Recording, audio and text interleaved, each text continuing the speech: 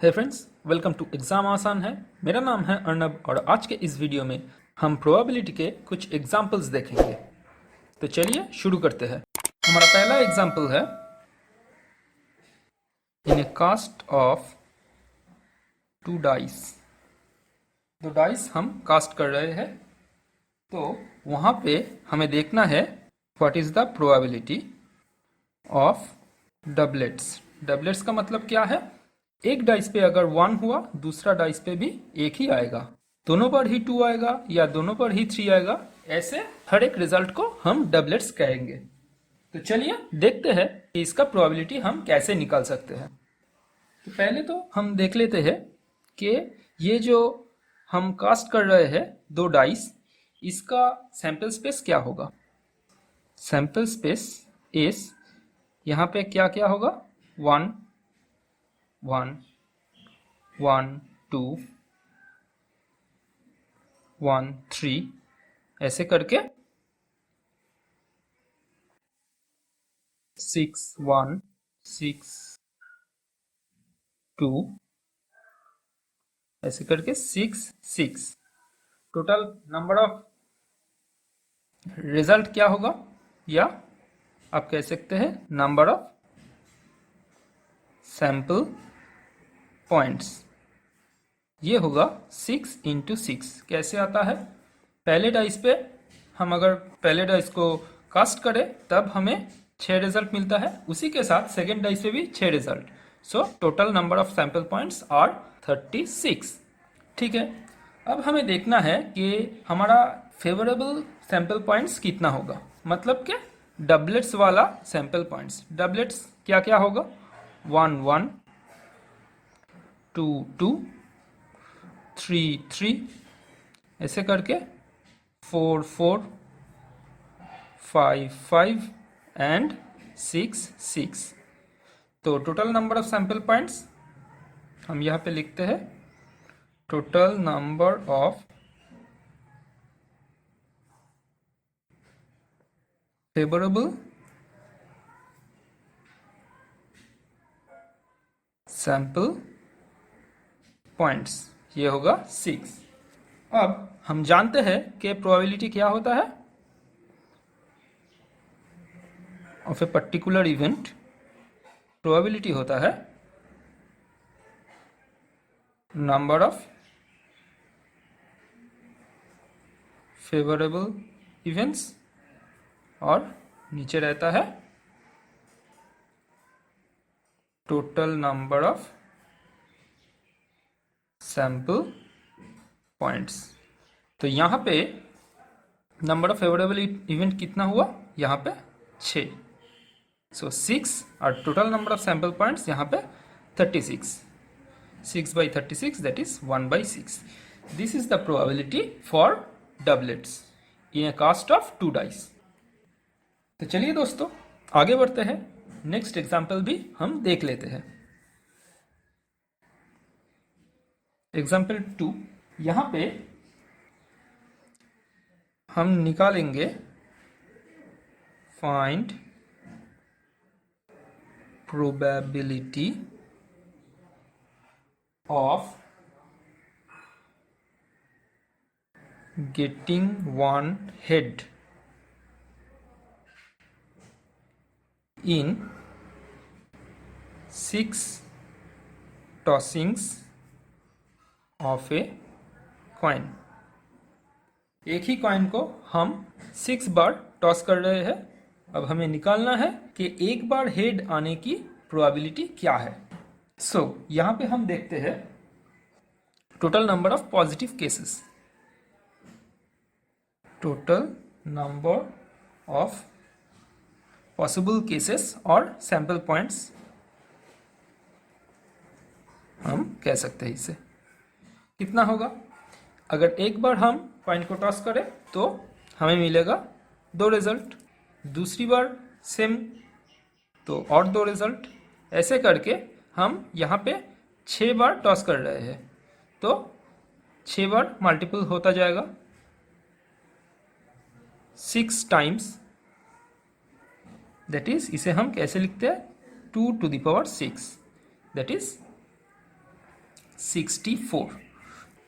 अब ये जो एक हेड हमें चाहिए, ये कई तरह से हम ले सकते हैं। जैसे कि पहले कॉइन पे हेड आ सकता है या दूसरी कॉइन पे हेड आ सकता है, ऐसे 6 तरीके से। So number of favourable case कितना होगा? टोटल 6 बार हम टॉस कर रहे हैं, उसमें से एक हेड हमें चाहिए। तो 61 is the possible ways to obtain a head. So 61, that is 6 ways। 6 ways are there। सो यहां पे प्रोबेबिलिटी क्या होगा? यहां पे प्रोबेबिलिटी होगा number of favourable case that is 6 divided by number of total sample points that is 64। इसे 2 से हम डिवाइड करेंगे तो यहाँ पे 3 आएगा, यहाँ पे 32। So 3/32।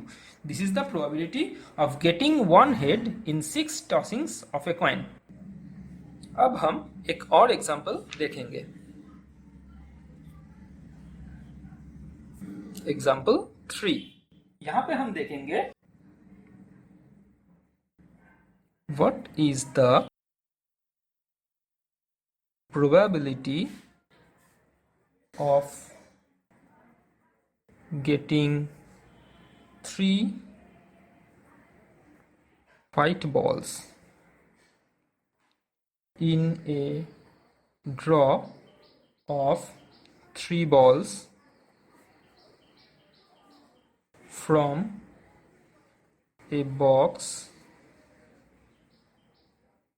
containing 5 white and 4 black balls। तो हमारे पास एक बॉक्स है जहाँ पे 5 वाइट बॉल्स है और 4 ब्लैक बॉल्स है, टोटल 9 बॉल्स। इन 9 बॉल्स में से हमें 3 बॉल्स लेना है और हमें देखना है कि probability of getting 3 white balls क्या होगा। हम जब बॉल्स को ड्रॉ करेंगे तब हमें 3 व्हाइट बॉल्स चाहिए, इसका प्रोबेबिलिटी क्या होगा ये हमें देखना पड़ेगा। तो चलिए देखते हैं। तो हमारे पास नंबर ऑफ बॉल्स क्या है? ये 9 है। यहां से इस 9 बॉल्स में से 3 balls can be drawn. 3 ball हमें चाहिए, तो 3 बॉल हम कैसे निकाल सकते हैं? 9C3 वेज में से हम 3 बॉल निकाल सकते हैं। तो 9C3 इसका मतलब क्या है? इसका मतलब है factorial 9 divided by factorial 3 into factorial 9-3, that is factorial 9 divided by factorial 3 into factorial 6। अब हम फैक्टोरियल 9 को कैसे लिख सकते हैं? देखिए 9 इंटू 8 इंटू 7, इसके साथ हम फैक्टोरियल 6 लिख सकते हैं। 9 इंटू 8 इंटू 7 और फैक्टोरियल 6 का मतलब है 6 into 5 into 4 into 3 into 2 into 1। नीचे भी फैक्टोरियल 6 है ऑलरेडी और फैक्टोरियल 3 भी है, तो यहाँ फैक्टोरियल 6 और फैक्टोरियल 6 कैंसिल हो जाता है, तो हमें मिलता है 9 into 8 into 7 divided by 3 into 2 into 1। इसे अगर आप कैलकुलेट करें तो आपको मिलेगा 84। सो 3 balls can be drawn out of 9 in 84 ways। Okay, now number of possible outcomes क्या हुआ? 84। अब हमें क्या चाहिए? 3 व्हाइट बॉल्स चाहिए। तो व्हाइट बॉल्स अगर हमें लेना है तो व्हाइट में से ही लेना पड़ेगा। तो 3 white balls can be drawn. आप व्हाइट में से ही लेंगे तो व्हाइट कितना है? 5 व्हाइट बॉल्स है। सो 5C3 वेज आपके पास है। तो सिमिलरली ऐसे ही हम कैलकुलेट करेंगे इसे। Factorial 5 divided by factorial 3 into यहाँ पे 5 माइनस 3 दैट इज फैक्टोरियल 2। सो यहाँ पे हम लिख सकते हैं कि 5 into 4 into factorial 3 divided by factorial 3 into 2 into 1। तो फैक्टोरियल 3 और फैक्टोरियल 3 कैंसिल हो जाएगा। इसका मतलब 5 into 4 that is 20 divided by 2।